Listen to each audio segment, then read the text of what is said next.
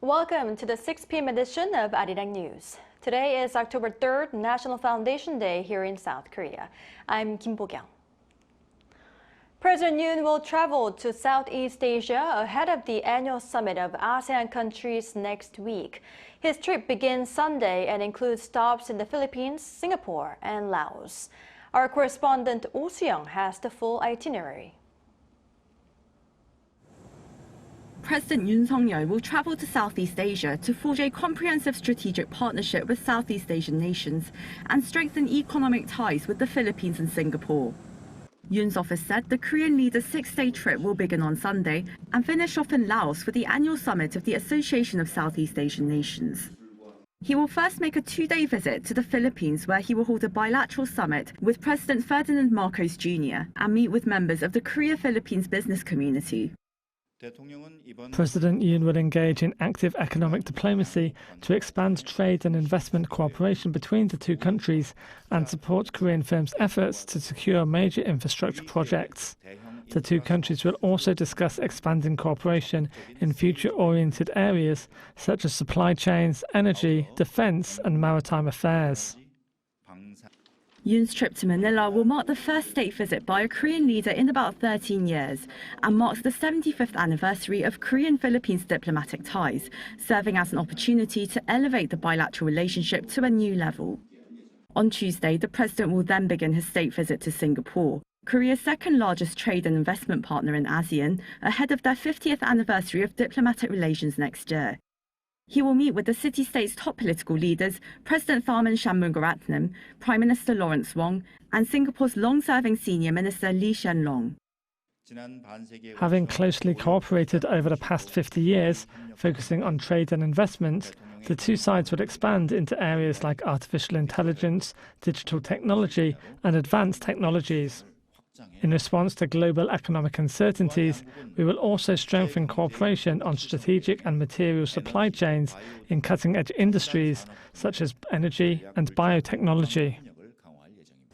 Yoon will also take part in the Distinguished Singapore Lecture Series organised by a leading think tank to introduce Korea's Indo-Pacific strategy, the country's cooperation with ASEAN, and the prospect for peace and prosperity in the region if his vision of Korean unification is achieved. He will expand on the topic at the meeting of ASEAN leaders in Laos. On Thursday, Yoon will hold a meeting with the 10-member bloc, then attend a +3 meeting of ASEAN with South Korea, Japan and China, with various bilateral summits on the side. Amid speculation, he may hold a bilateral summit with the new Japanese Prime Minister Shigeru Ishiba. A presidential official said Japan hasn't yet confirmed whether Ishiba will be in Laos, but Seoul and Tokyo are discussing a possible meeting. Finally, on Friday, Yoon will attend the East Asia Summit of 18 Indo-Pacific countries, where he will present Korea's role as a global pivotal state in defending a rules-based regional order and once again share his unification doctrine. Throughout his trip, the president will aim to strengthen political and security cooperation with ASEAN, as well as trade, investment and strategic collaborations in high-tech areas. This will come as Korea and the regional bloc upgrade their ties to the highest level to form a comprehensive strategic partnership as they mark 35 years of dialogue relations this year. Oh Soo-young, Arirang News. Meanwhile, fears are mounting of a wider war in the Middle East. An Israeli airstrike hit the center of Beirut, while Israel is looking to retaliate after Iran's attack earlier this week. An Sung-jin reports the details. Fears of a wider all-out war are growing in the Middle East. An Israeli airstrike in central Beirut, Lebanon's capital, in the early hours of Thursday hit a building where the Hezbollah-affiliated Islamic Health Authority were located. The Lebanese Health Ministry said the airstrike killed at least 6 people and left at least 7 injured. The airstrike, which Israeli military called a precise strike, hit a building not far from Lebanon's parliament. Israeli troops are also involved in ground operations in southern Lebanon against Iran-backed Hezbollah fighters.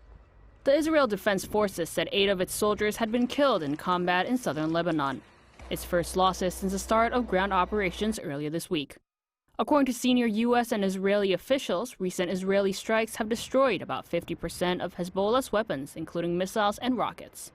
And on Thursday, Iran-backed group Yemen's Houthi rebels claimed it attacked a target in an Israeli city using drones overnight. The Yemeni armed forces affirmed their continuation in carrying out military operations against the Israeli enemy until the aggression is stopped. Meanwhile, after Iran launched its largest ever attack on Israel on Tuesday, Israel's ambassador to the United Nations stated that he will not sit idly by. U.S. President Joe Biden condemned Iran's attacks. And it's obviously Iran has gone way is way off board. We'll be discussing with the Israelis what they're going to do, but all 7 of us agree that they have a right to respond, but they should respond in proportion. With fears of a regional war looming in the Middle East, countries with citizens in Lebanon are planning evacuations and urging those remaining to leave. Han Song-jin, Arirang News.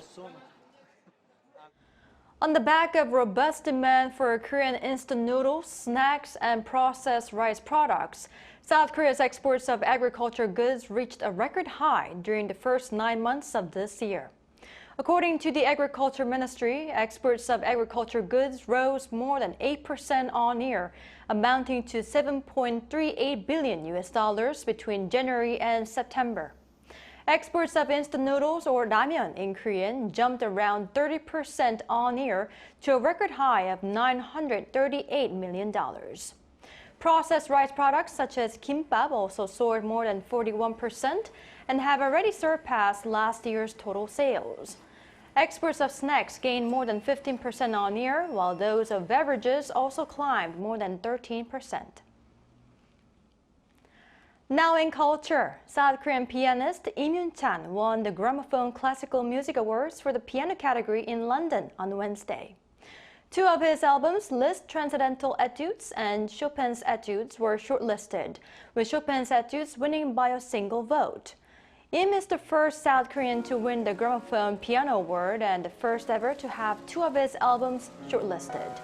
The 20-year-old pianist was also named the Gramophone Young Artist of the Year 2024 for his flair and probing musicianship and phenomenal technique.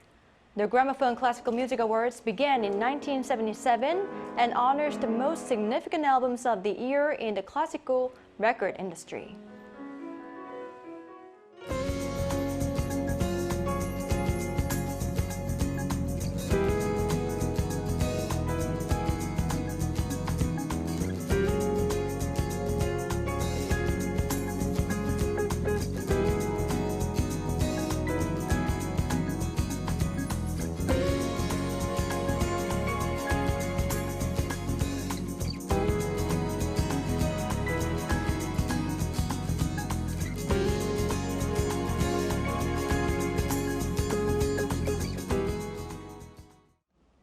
That's all we have for today. Thank you for watching. Arirang News will be back tomorrow at 9 a.m. Korea time. Until then, goodbye.